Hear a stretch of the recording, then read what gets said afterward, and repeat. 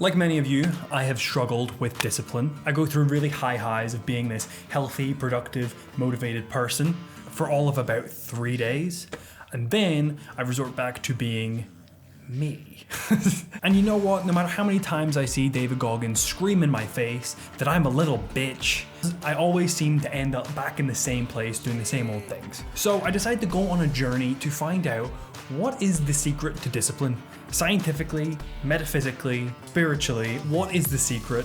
And 5 books, 2 TED Talks, and a multi-hour YouTube binge down the rabbit hole later, and I think I've actually found the answer. So nowadays, throw a rock and you're gonna hit some gym bro, Navy SEAL type person who's gonna be yelling at you, telling you that the reason your life isn't perfect is because you're just kind of weak and you only do what you feel like doing, and if you just stop doing that, your life would be great. And in fact, this has actually been the main idea from the dawn of man. From Socrates to Descartes to Kant to Freud. I sound so much smarter when I'm naming all these like smart people. But as Derek Sivers once put it, if information was the answer, then we'd all be billionaires with perfect abs. This is what Mark Manson refers to as the classic assumption in his book, Everything is Fucked, a book about hope. It's the idea that the thinking brain is the thing that controls everything that you do, and any giving in to the feeling brain is due to a weakness in character as a person. You're fat and you eat cake because you're lazy and you're a bad person. You're scrolling on your phone instead of doing something productive because you're lazy and you're a bad person. You cheat on your wife after calling yourself a wife guy for years and got kicked out of your YouTube group as a result. Yeah, in that one, yeah, you're a bad person. But after research from neuroscientist Antonio Damasio, we found out that that's actually the reverse of how it works. So really, it's your feeling brain that controls everything that you do, and your thinking brain, which is you, is kind of just along for the ride. In fact, research has suggested that we do what we feel like doing, and then our thinking brain works to justify it after the fact. They've actually done really cool experiments with split brain patients in which the communication between the two sides of the brain is severed so they can't communicate, and then they'll say to one side to take a drink of a glass of Coke, and then in the other ear they'll ask them why they did that, and they'll say, oh, because I was thirsty, and they have no idea that they were told, but they came up with a reason after the fact. But the whole thinking brain, feeling brain thing isn't actually my opinion. We can actually see the thinking brain and the feeling brain inside our brain in different sections. So the thinking part of the brain is the newer part of the brain called the neocortex. It's responsible for logic and language, like doing your taxes, that kind of thing. And then you have the feeling brain, or the limbic brain, which is the more primitive part, which is responsible for all your emotions and crucially all human decision making and behavior. The thing that makes this so difficult is the fact that the limbic brain, or the feeling brain, has absolutely zero capacity for language. Do you understand the words that are coming out of my mouth? It's why you'll just kind of get a feeling about someone, whether you can trust them or not.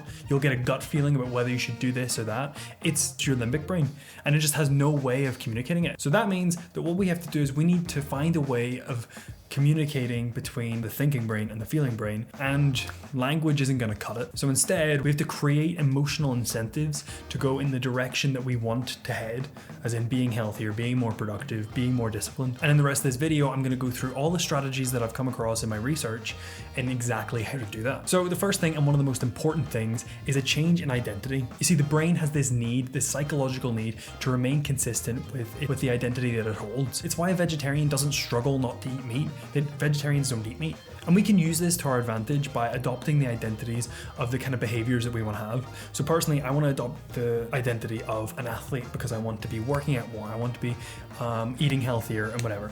And the way you do that is by reinforcing this identity through a couple different ways.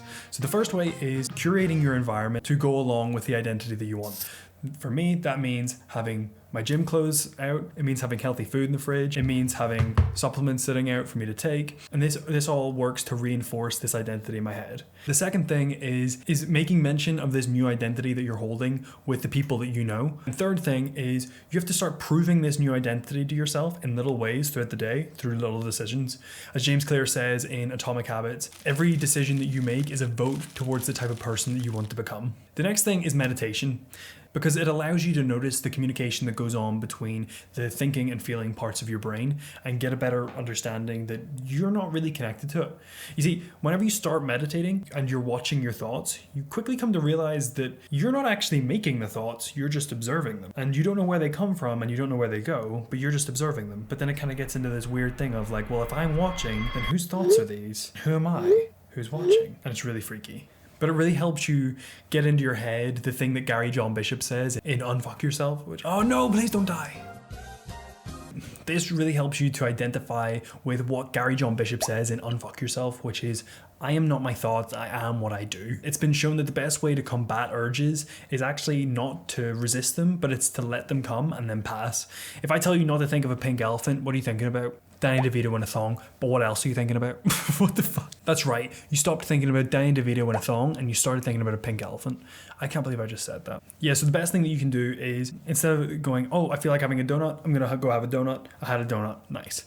Instead you go, oh, I am having the feeling that I want to have a donut. And Nir Eyal has a strategy called the 10-minute rule, which is that you're allowed to give in to this urge that you have. But you have to set a timer for 10 minutes. And then if you still have the feeling afterwards, then you can go and do it. But you have to wait those 10 minutes. This next one is really important. But we have to understand something first. The feeling brain is really, really lazy. It wants to do the thing that's easiest and most available to it. And so we can use this to our advantage by optimizing our environment to make the things we want to do easier and the things that we don't want to do harder. This is because all decisions basically come down to a balance in your positive and negative feelings when it comes to doing something. If you feel more positive feelings than negative feelings towards, say, studying, then you're going to go study. But if you're feeling stressed and you're not seeing much tangible benefit from you studying, then that's not something you're going to do. So we can do things to kind of tip the scales in one way or the other to make it more likely that you're going to do the thing that we want you to do. But we can take this idea a step further by making things more positive in the way of doing things, like listening to your favorite music whenever you're working, listening to your favorite podcast whenever you go for a walk, only watching TV as you cycle. Attaching these positive things makes it feel like something you actually want to do and you're getting benefits from. And you can go the dark side of productivity as well and make things more negative. I used to have to get up at 5 a.m. in the winter to walk to work, and it wasn't a struggle for me because if I didn't go to work, I was going to get fired. The negative really outweighed the positive of staying in bed. And what we can do is we can kind of attach the same idea in our own lives. So there's a really good site called BeMinder, and essentially it charges you money for every time you don't do the thing that you said you were going to do. The other way of doing this is to make a deal with yourself of, I'm going to be impeccable with my word, and if I say I'm going to do something, I have to do it. So you don't say you're going to do something and not do it. And this creates a promise within yourself, so that the idea of breaking that promise, the streak that you've had for so long, is so much more painful than just doing this little small thing in the moment. I'll run through some small little strategies that I found along the way as well. So one is changing your mindset to the thing you're about to do is going to be fun, and changing I have to do something into I get to do something. I have to go to work becomes I get to go to work, at least you have a job. Another one, which is one of my personal favorites, is again from Mark Manson, which is the do something principle. When you're feeling lazy and unmotivated and you know you have to do a certain thing, but you just can't muster up the energy to do it, you do something and you break down the thing into the smallest possible thing and you do that. So, okay, I really don't feel like going to the gym. Well, I'll just go and put on my gym clothes. So going to the gym becomes putting on my gym clothes. Recording this video becomes setting up the camera to film, because what happens is whenever you do that little thing, you feel a little bit of motivation to do another thing, and this motivation snowballs, and before you know it, you've done the big task that you set out to do in the beginning. So break down the thing you want to do into the smallest possible components and do that small thing. And the last thing is to treat discipline like a muscle. We have to go back to Jocko Willink and David Goggins and Joe Rogan, and they'll talk about this little voice in your head, your inner bitch, that always wants you to be lazy and lethargic and do as little as possible. And treating it like that is actually really useful, because there are times where our thinking brain can overpower our feeling brain, but just like going to the gym, if you try and do it too much at once, it's going to break. You have to build up this skill over time, and you do that by resisting that voice when it appears in your head. So for example, yesterday I went for a run.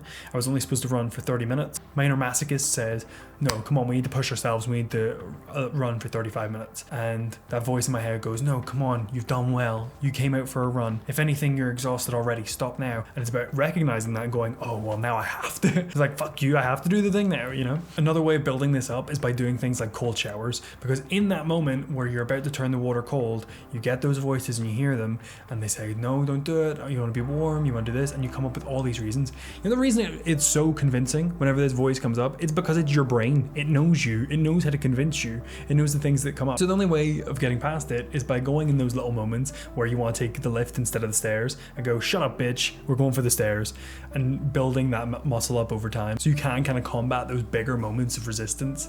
But all of this discipline is kind of useless if you're using it in the wrong way. So if you want to find out how to apply it to building a YouTube channel, check out this video here where I review Ali Abdaal's course on how to become a YouTuber.